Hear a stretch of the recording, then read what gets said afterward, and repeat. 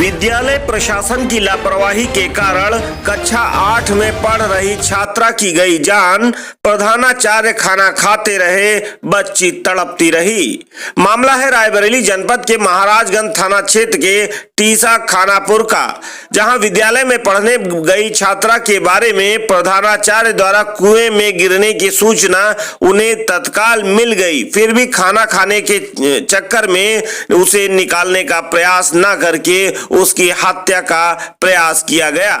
पीड़ित पिता राजकुमार ने मांग की है कि उसकी पुत्री रूबी कंपोजिट विद्यालय टीसा खानापुर थाना महाराजगंज में कक्षा 8 की छात्रा रही है, जो हमेशा की भांति विद्यालय में पढ़ने गई थी, जो लंच के समय दोपहर में अन्य बच्चों के साथ खेलते हुए विद्यालय के पास मौजूद कुएं में गिर गई, जिससे साथ खेलते रहे बच्चे तुरंत प्रधानाचार्य के पास गए और उन्हें बताया कि रूबी कुएं में गिर गई है। उस समय प्रधानाचार्य खाना खा रहे थे, जिन्होंने बच्चों को डांट कर कहा, चलो अभी आते हैं।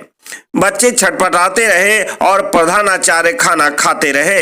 काफी देर तक खाना खाने के बाद प्रधानाचार्य ने सहायक अध्यापक के साथ कुएं के पास गए और देखकर समय करीब 12:25 बजे यानी कि लंच के समय, लंच से 5 मिनट पूर्व बच्चों को डांट डपट कर विद्यालय के कमरों में बंद कर दिया और किसी को भी ना बताने की सख्त हिदायत देकर विद्यालय का मुख्य गेट भी बंद करवा दिया।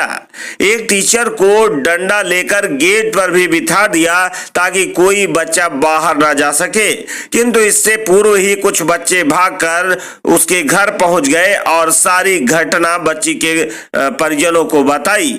इस पर रोते बिलखते उसकी पत्नी और नानी विद्यालय की तरफ भागी और मौके पर पहुंची। तब रोने चिल्लाने की आवाज सुनकर मोहल्ले के तमाम लोग भी मौके पर पहुंच गए और उसे निकालने की जुगत करने लगे, जो करीब आधे घंटे की मशक्कत के बाद ग्रामीणों ने रूबी को बाहर निकाला, लेकिन तब तक उसकी मृत्यु हो चुकी थी। इस दौरान विद्यालय के प्रधानाचार्य हरिश्चंद्र व उसके सहयोगी अध्यापक गण कोई भी मौके पर कुएं के पास नहीं आया और सभी लोग विद्यालय में बैठे रहे। ऐसा प्रतीत होता था जैसे उन्हें घटना की कोई जानकारी ही नहीं।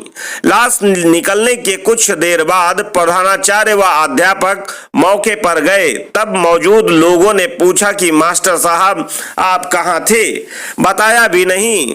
तब प्रधानाचार्य ने कहा कि मैं बहुत समय टिफिन खोल चुका था, मैं बताता कैसे। जब लोगों ने सवाल जवाब शुरू किया और कहा कि आसपास किसी को भी बता दिया होता तो रूबी की जान बच जाती, जिस पर वह मौके से फरार हो गए। पीड़ित पिता ने तुरंत 100 नंबर डायल करके पुलिस को सूचना दी और थाने में भी सूचित किया, जिस पर मौके पर पुलिस आई और लाश को पीएम के लिए भेज दिया। रूबी को प्रधानाचार्य द्वारा टिफिन खोलने के कारण उसे बचाने का कोई प्रयास नहीं किया गया, बल्कि घटना को छुपाने के लिए व रूबी की हत्या करने के लिए किसी अन्य को भी नहीं बताया गया, जिससे स्पष्ट है कि प्रधानाचार्य व उसके सहयोगी अध्यापकों द्वारा जानबूझकर लापरवाही की गई, जिसके चलते नाबालिग रूबी की जान चली गई। पीड़ित ने बताया कि प्रधानाचार्य हरिश्चंद्र व उसके सहयोगी अध्यापक उसकी पुत्री की मृत्यु के जिम्मेदार हैं, जिनके सामने टिफिन की कीमत के आगे रूबी की जान कुछ भी नहीं, जो जानबूझकर रूबी को मरने के लिए छोड़ दिया और तब तक मौके पर नहीं गए जब तक वह मर नहीं गई। पीड़ित ने उक्त घटना की तहरीर थाने में और ऑनलाइन शिकायत भी दर्ज की है। देखिए पवन कुमार गुप्त और समर बहादुर यादव की रिपोर्ट।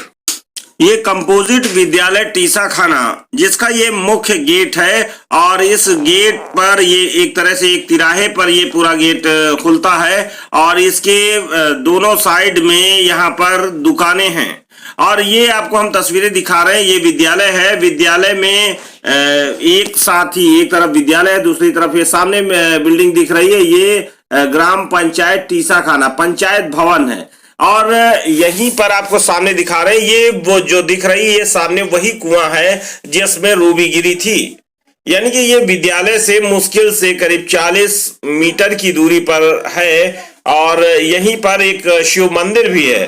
ये सभी सरकारी जमीन में ही यहाँ पर विद्यालय और ये पंचायत भवन और ये मंदिर और ये कुआं, यानी कि एक ही परिसर इसे कहा जा सकता है जहां पर ये घटना हुई।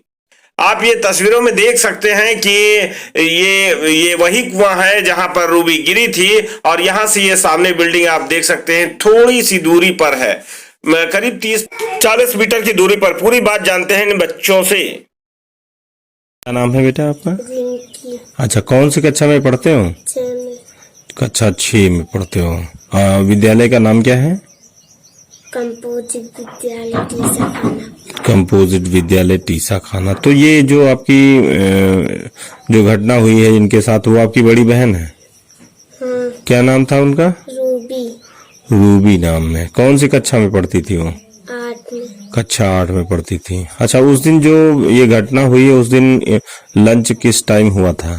12 बजे। 12 बजे। और समापन कितने बजे हुआ? 12:25। 12:25 पे समापन हुआ। अच्छा, तो आप कौन सी कक्षा में? 6 में हो और वो 8 में, तो अलग अलग बैठते होंगे आप लोग। हाँ। तो ये जब घटना हुई तो किसी ने आपको जानकारी नहीं दी? सर बाद में मुझे जानकारी मिली। बाद में जानकारी मिली। अच्छा, ये जो आपके प्रधानाचार्य हैं उनका क्या नाम है? हरिचंद। अच्छा, क्या वहां पर ये जो आपने बताया कि वहां जब ये घटना हुई तो वहां बंद कर दिया गया, बच्चों को बाहर नहीं निकलने दिया गया, ऐसा कुछ हुआ था? हाँ। गेट बंद कर दिया था? हाँ। किसी को बाहर नहीं निकलने दिया? हाँ। किसने गेट बंद किया था? एक सर। एक सर जी हैं, उन्होंने बंद किया था। क्या नाम है बेटा आपका? रीचा। तो कौन सी क्लास में पढ़ते हो? 7 में। कक्षा 7 में। ये जो घटना हुई है ये कौन थी आपकी? अब ये जो लड़की जिसके साथ घटना हुई है कौन थी आपकी? मेरी बहन। आपकी सगी बहन। क्या नाम था उनका? कौन सी कक्षा में पढ़ती थी वो? 8 में। उस दिन लंच कितने बजे हुआ? सर 12 बजे। और समापन कितने बजे हुआ? 12:25 पे। तो ये जब घटना हुई तो आप लोगों को जानकारी नहीं दी गई? जी सर। अच्छा, जब ये घटना हो गई तो गेट बंद कर दिया गया, आप लोगों को आने नहीं दिया गया? किसने गेट बंद किया था? सर हरिश्चंद्र। अच्छा, जो वहां के तो अच्छा, वो वहां प्रधानाचार्य हैं, वो हरिश्चंद्र जो है प्रधानाचार्य हैं? हाँ। अच्छा, तो आप लोगों को क्या धमका रहे थे, बाहर नहीं आने दे रहे थे? जी सर, कहते तुम क्या करोगे, जो करना है तुम्हारे माँ बाप करेंगे, तुम वहाँ का क्या करोगे? अच्छा, जो करेंगे तुम्हारे माँ बाप करेंगे, तुमको कुछ नहीं करना है ना? तो यानी कि आप लोगों को घर आने भी नहीं दिया, और घर पे उन्होंने सूचना क्या भेजी किसी को? जी सर नहीं। घर पर सूचना भी नहीं दिया और सब कुछ। क्या आपको लगता है कि ऐसा कोई प्लान बनाया गया कि 12 बजे लंच हुआ और अगर ये 12:30 बजे 12:15 बजे ये हादसा हुआ तो उसके बाद में मतलब सारे बच्चों को अंदर किया गया और बंद कर दिया गया जिससे किसी को कोई सूचना न मिल पाए? जी सर। छुट्टी कितने बजे होती है? सर 3 बजे। जी सर। अच्छा, जैसे अभी लोग कह रहे थे कि टीचरों का शायद ये प्लान ऐसा था कि किसी को जानकारी न मिलने पाए और 3 बजे तक वो बात को छुपा लें जिससे कि कोई आरोप उन पर न लगे, ऐसा कुछ? जी सर। सर किसी को बताया भी नहीं, मुझको भी नहीं, मेरे पापा को भी फोन नहीं किया। हाँ। सर नंबर वहाँ पर था, अच्छा। दीवार पर भी जो था नंबर। अच्छा, सबका नंबर वहाँ लिखा हुआ है, लेकिन इसके बावजूद सूचना नहीं दी। अच्छा, जो ये विद्यालय का गेट है, गेट के अगल बगल में सब दुकानें भी हैं, किसी दुकानदार को भी नहीं बताया? जी सर नहीं। सर वहाँ एक होटल भी, वहाँ पर बहुत सारे लोग रहते हैं, उनको भी कोई कुछ नहीं पता। कुछ नहीं बताया? अगर बताते तो कोई न कोई।